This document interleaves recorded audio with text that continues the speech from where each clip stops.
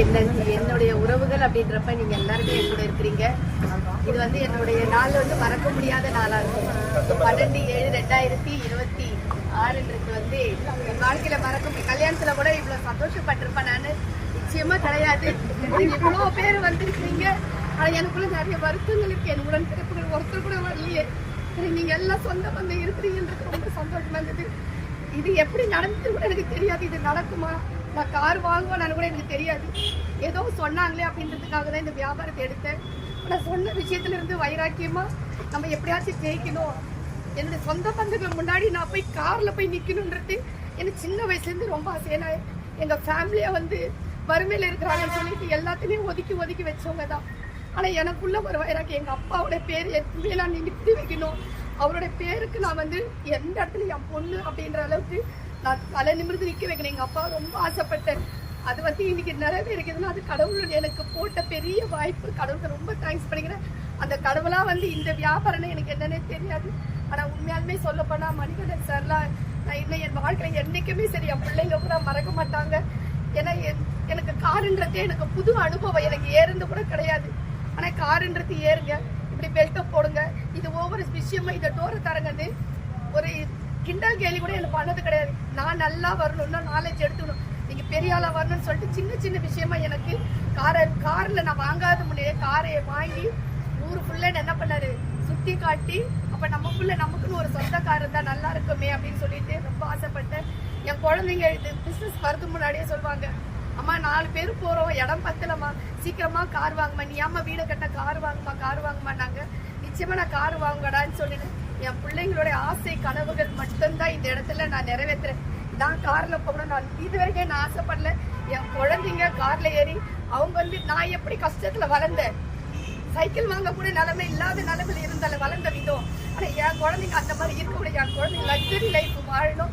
என் குழந்தை எங்க போனாலும் என் குழந்தைங்க தனி முதலிடம் கொடுக்கணும். எங்க ஒதுக்கி வச்ச மாதிரி எந்த இடத்துல என் குழந்தைங்க அவமானப்படக்கூடாது. அவங்க ரொம்ப லைஃப்ல நல்லா இருக்கணும். எனக்கு உறுதுணையா இருந்த நம்மளுடைய தளபதி சார், எந்த நான் வந்து அப்போ ஒரு 6 மாசத்துக்கு அப்புறம் விலைக்கு போயிடலாம் கூட நினைச்சு அவ்வளோ கஷ்டமா இருந்தது. ஃபீல்டு ஒர்க்கு போறப்ப ஒரு சில கஷ்டங்கள்லாம் வந்தது, நிறைய வந்து அழுதேன். எங்க வீட்டுக்கார திட்டினேன், என்னை ஏன் சேர்ந்து விட்டீங்க இந்த பிசினஸ்ல, நான் கம்பெனி வீட்டுல இருந்திருப்பேன். ஆனா அதெல்லாம் தாண்டி எனக்கு என்ன பண்ணாங்க, அட்வைஸ் பண்ணிட்டே இருந்தாங்க. அந்த நேரத்துல இந்த வியாபாரத்துல நான் நிக்கிறேன் அப்படின்னும் போது என்னை தன்னிச்சையா சுயமா நீ போ, நீ சாரோட போ, எனக்கு நம்பிக்கை இருக்குன்னு கொடுத்து நான் ஒண்ணுமே இல்லை. நான் இது வரைக்கும் சொல்றேன் 0 தான். எல்லாத்துக்குமே ஹீரோவா இருக்குது எங்க வீட்டுக்காரர் மட்டும்தான். இந்த இடத்துல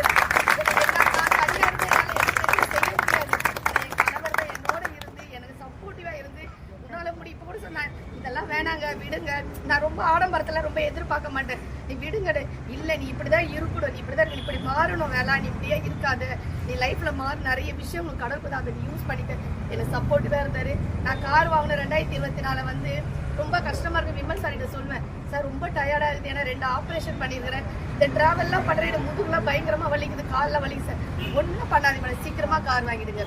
ஒரு அசால்ட்டா அந்த விஷயம் சார் நான் நிச்சயமா கார் வாங்க சார், என் பிறந்தாலே இல்லை, என் கல்யாண நாள், என் குழந்தைங்களோட பர்த்டே, இதுல எதையாச்சும் ஒரு நாள் நான் நிச்சயமா காரு அச்சீவ் பண்ணுவேன். லாஸ்ட் இயர் சொன்ன 2025 நிச்சயமா உங்களால முடியும் மேடம், வாங்குவீங்க மேடம், கார் வாங்கிடுங்க, அது பெரிய விஷயம், கார் வாங்கிடுங்க. அந்த ஒரு ஊக்கம் தான் வந்து இன்னைக்கு இந்த இடத்துல நான் கார் வாங்கியிருக்கிறேன். என்னால அதை மறக்க முடியாத என்னுடைய சந்தோஷம் இது. எனக்கு உண்மையா சொல்ல போனா எல்லாருமே எனக்கு உத்தரமேர்ல இருந்தா இவ்வளவு பேர் வந்துக்கிறீங்க.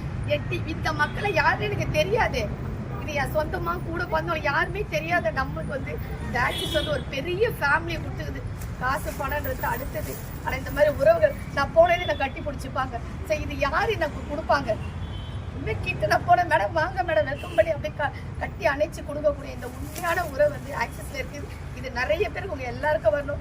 என் டீம் மக்கள் அத்தனை பேருக்கு முழு நேரமும் நான் என்ன பண்ணுவேன் கொடுத்து நான் பெற்ற இந்த சந்தோஷம் வந்து என் டீம்ல எல்லாருமே கார் வாங்கணும், ஒருத்தர் கூட விடக்கூடாது, எல்லாரோட லைஃபை மாறணும். இப்போ என் லைஃப் மாறி இருக்குன்னா அடுத்த டோட்டல் உங்க எல்லாரோட லைஃப் மாறும். பணம் இல்லை, அது இல்லை, இது எதுவுமே சொந்த எதுவுமே தேவையில்லைங்க, ஆக்சஸை மட்டும் பிடிச்சிக்கோங்க. ஆக்சிஸ்ல சொந்தம் இருக்குது, ஆக்சிஸ்ல உங்க சப்போர்ட் பண்ணுவாங்க, நிச்சயமா நம்மளால ஜெயிக்க முடியும். ஜெயிச்சு நீங்க எல்லாருமே தலை நிமிர்ந்து நம்ம இப்ப வந்திருக்கிற ஒரு 50 பேர் 40 பேர் நீங்க அடுத்த வருடத்துல இங்க எத்தனை பேர் 10 பேர் நம்ம நிச்சயமா கார் வாங்கிட்டு எனக்கு முழு நம்பிக்கை இருக்குது. நிச்சயமா அடுத்த கார்ல நம்ம எல்லாரும் குறைஞ்ச ஒரு 10-20 பேர் ஆச்சு இந்த இடத்துல கார் வாங்குவீங்க. ஸோ அது உங்க மனதார நான் வாழ்த்துறேன். எனக்கு எல்லாருமே மனைவி டீம் எல்லாம் என்னால சொல்ல முடியும். சொந்தங்கள் தீபன் டோப்ல இருந்து வந்திருக்கிறாங்க, அலமாதி சகோதரர் ஜான என்ன சொன்னோன்னே அம்மா நான் இருக்கிறம்மா உங்களுக்குனாரு.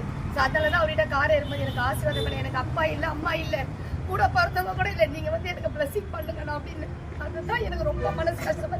ஆனால் எனக்கு ரொம்ப சந்தோஷம், நீங்கள் எல்லாருமே என் கூட இருக்கிறதுக்கு ரொம்ப ரொம்ப நன்றி. எல்லாரும் வந்திருக்கீங்க. அது மேலே சொன்னது மாதிரி வந்து சொந்தமத்தங்க வர தாண்டி நீங்கள் ஒரு உடம்புகளை வந்து அது ரொம்ப நம்மளால் முடியும். நம்பிக்கை மட்டும் நம்ம போதும். அதாவது நம்ம எந்த துறையில் வேலை பார்த்துனாலும் பரவாயில்ல, எந்த துறையில் வேலை பார்த்தாலும் பரவாயில்ல, என்ன வேலை பார்த்தா பரவாயில்ல, ஒன்று நம்பிக்கை வைங்க. ஏன்னா வந்து அதில் வந்து நம்மளுடைய டைமை கொடுப்போம். நம்ம டைமுக்கு வந்து ஊதியம் வரல, ஆனால் அதே டைமை அதே நம்பிக்கையை இங்கே கொடுத்தீங்க அப்படின்னா நம்ம எது வேணாலும் சாதிக்க முடியும்.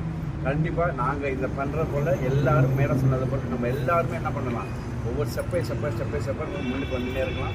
நம்பிக்கை வைப்போம். ஆக்சஸ் நம்ம நம்பினா மட்டும் போதும். மேலே வரணும்.